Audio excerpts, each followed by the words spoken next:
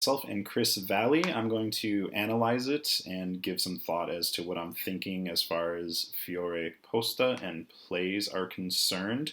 I'm just going to be talking about my side as I don't know what Chris is thinking. Here we go, let's get started.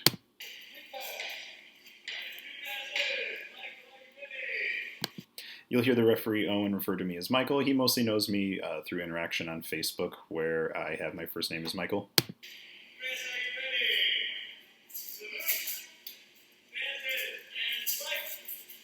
So this opening couple seconds is a good example of me just trying to feel things out. I start in Serpent, then I'm going to go into a little variation of Porta di Ferro just for a split second while I'm feeling things out. Right here. But then I decide it's not a good idea and I go into a raised Serpent. Little exchange, break off, he goes for my hand, I get that out of the way. Try a thrust at the neck, doesn't quite work. And I was back in Porta di Ferro for just, or something similar to it, for just a second there. Right around there. And then I try this sword and armor play, where I try to get the point into his hand. It didn't quite work out the way that I wanted to, but I'm glad that I tried it anyways. I'm trying to kind of get his hand off of the spear here, or get some kind of lock on him.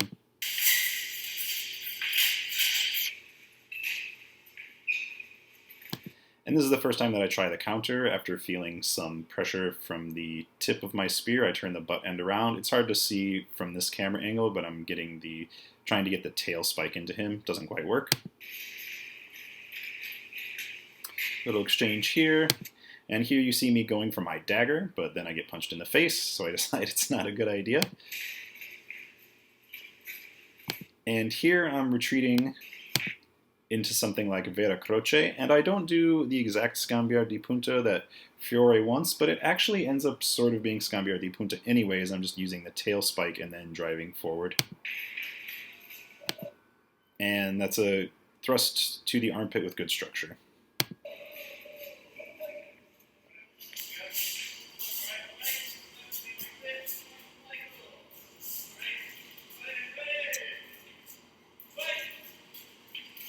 Here I go to Serpent again, switch it up to Porta di Ferro.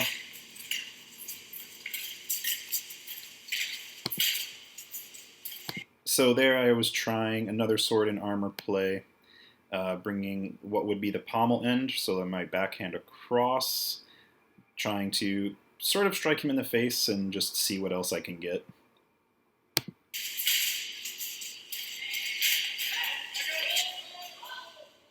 And we were getting too close to people standing by, and that image is just there to cover up the youngster in attendance.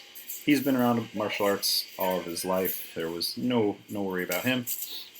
And I just ditched my dagger because I didn't want to bother getting it back in the sheath. Second attempt on pass number 2, Serpent again. And I tried sort of the counter once more. Chris sort of does the counter to me there, and he gets all up in my face. Somehow I managed to spin out, but he gets his point in anyways. Well done by Chris on that point. And the final pass.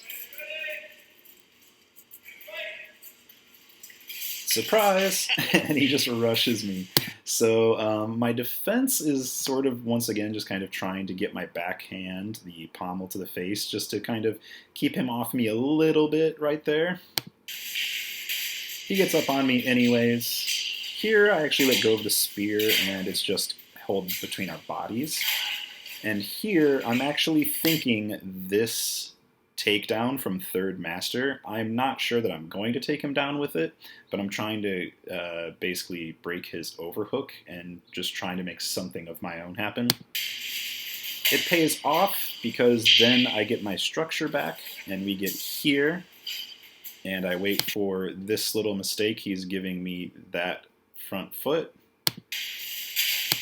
And I proceed to the Gambarola. This is pretty almost textbook as by the picture really. You can see my right arm is up over his left shoulder. My arm isn't underhooking his other arm, but hey, still pretty damn close to the book. And then I take him prisoner. Mwahahaha. I hope you enjoyed the fight. Let me know if you enjoyed this sort of like tactical and technical breakdown. Feel free to ask any questions or write comments below. Share this around, be good to each other, and ciao.